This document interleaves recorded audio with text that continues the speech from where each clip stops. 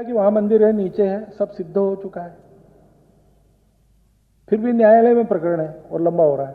अब कितना लंबा हो जाए भाई? हिंदू समाज तो कितने वर्षों से राह देख रहा है, और लोग जानते हैं, सत्य भी जानते हैं, निर्णय तुरंत आ भी सकता है, लेकिन कुछ लोग हैं जिनको इस पर राजनीति चलानी है, वो इसको लंबा करते हुए दिखाई देते हैं। राजनीतिक लोग हैं। ये राजनीति नहीं आती तो मंदिर कब का बन चुका होता। राम मंदिर के सिलसिले में मोहन भागवत के बयान पर रुकन पार्लियामेंट असदुद्दीन ओवैसी ने यह रद्द अमल जाहिर किया है। ओवैसी ने कहा कि मोहन भागवत का बयान मुल्क के आईन के खिलाफ है। बना सकते, ये तो बेसिक कॉन्स्टिट्यूशन के बेसिक स्ट्रक्चर के खिलाफ है।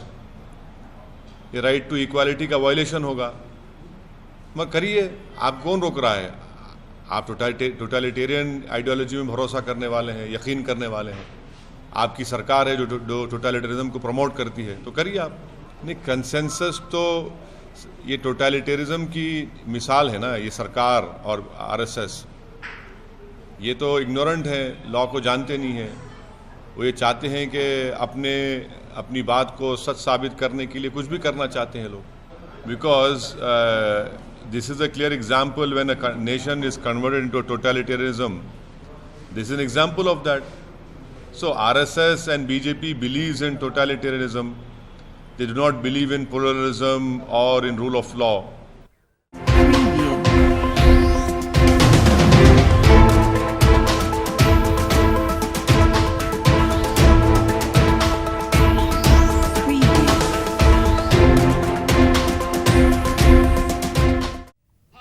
स्वतंत्र होता है तो स्वतंत्र भारत में हैदराबाद के निजाम ने मिलने से इनकार कर दिया था। तब भारत माता के महान सपूत सरदार वल्लभ भाई पटेल ने उस समय निजाम को स्पष्ट चेतावनी दी थी कि दो विकल्प चुनने पड़ेंगे, या तो भारतीय गणराज्य को स्वीकार करना पड़ेगा या फिर भारतीय सेना का सामना करने की तैयारी करो। और मित्रों, निजाम को भारत छोड़ करके भागने के लिए मजबूर होना पड़ा था। अगर तेलंगाना में भारतीय जनता पार्टी की सरकार बनती है, ओबीसी को यहां से वैसे ही भागना पड़ेगा जैसे हैदराबाद से निजाम को भागने के लिए मजबूर होना पड़ा था। उत्तर प्रदेश के चीफ मिनिस्टर कह रहे हैं कि अगर तेलंगाना में बीजेपी की गवर्नमेंट बनेगी तो ओवैसी को भगा देंगे, जिस तरह निजाम को भगाए थे। मैं इनको ये पूछ रहा हूं, ये भगाना, ये भगोड़ों की बात तुम कब से कर रहे हो? सबसे पहली बात, आप तारीख को जानते ही नहीं है, हिस्ट्री में जीरो है आप। अगर पढ़ना नहीं आता, थम्स अप है, तो पढ़ने वाले को पूछो।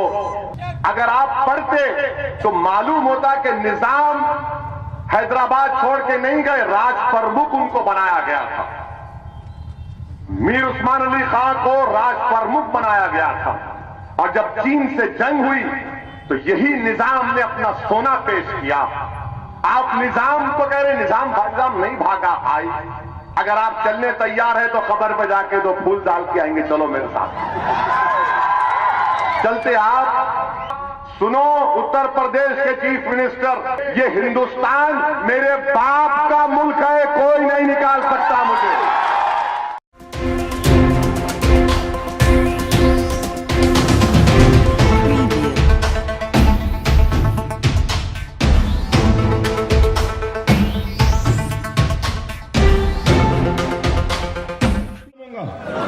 यहाँ जकी साहब बैठे मालूम होगा, पाशा है मालूम होगा, ठीक ना?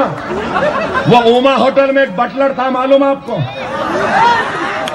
मालूम वो बटलर कौन था? कौन था? नहीं, एक बटलर था उस होटल में, चंद्रबाबू नायडू था उसका नाम। गलत है पाशा, बताइए? सही है ना? अब ये हाल हो गया है, बटलरों चाय वालों के हाथ में आ गया और हमको बोल रहे हैं।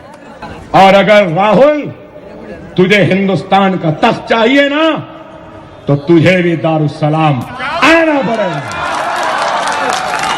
हम मिले रहे ना, ठीक है? 2019 का इलेक्शन है ना, अकबरुद्दीन ओवैसी तो अभी भी फ्री है, एक 8 दिन के बाद और फ्री हो जाएगा। हम बीजेपी से मिले हैं ना, 19 में बताऊंगा, हिंदुस्तान भर फिर के तुम्हारा जनाजा ना उठा दिया तो मेरा नाम भी अकबर ओवैसी है। देखेंगे।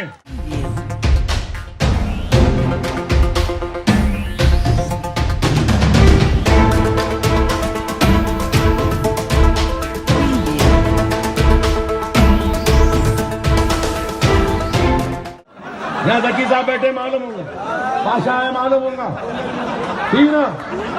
वो ओमा होटल में एक बटलर था, मालूम आपको? मालूम वो बटलर कौन था? कौन था? नहीं, एक बटलर था उस होटल में, चंद्रबाबू नायडू था उसका नाम। गलत है पाशा, बताइए, सही है ना? अब ये हाल हो गया है, बटलरों चाय वालों के हाथ में आ गया और हमको बोल रहे हैं। और अगर राहुल तुझे हिंदुस्तान का तख्त चाहिए ना, तो तुझे भी दारुस्सलाम आना पड़ेगा। हम मिले हुए ना, ठीक है। 19 ये 2019 का इलेक्शन है ना, अकबरुद्दीन ओवैसी तो अभी भी फ्री है, एक 8 दिन के बाद और फ्री हो जाएगा। हम बीजेपी से मिले हैं ना, 19 में बताऊंगा, हिंदुस्तान भर फिर के तुम्हारा जनाजा ना उठा दिया तो मेरा नाम भी अकबर ओवैसी है। देखेंगे।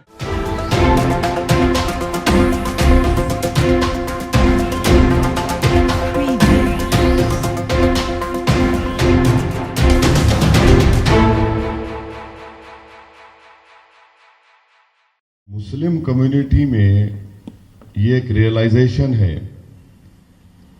कि कांग्रेस और तेलुगु देशम ने जो काम नहीं किया, स्पेशली मुसलमानों के एजुकेशन अपलिफ्टमेंट के लिए, वो काम तेलंगाना में हुआ। एमआईएम पार्टी के रिप्रेजेंटेशन के ऊपर केसीआर ने उसको मंजूर किया।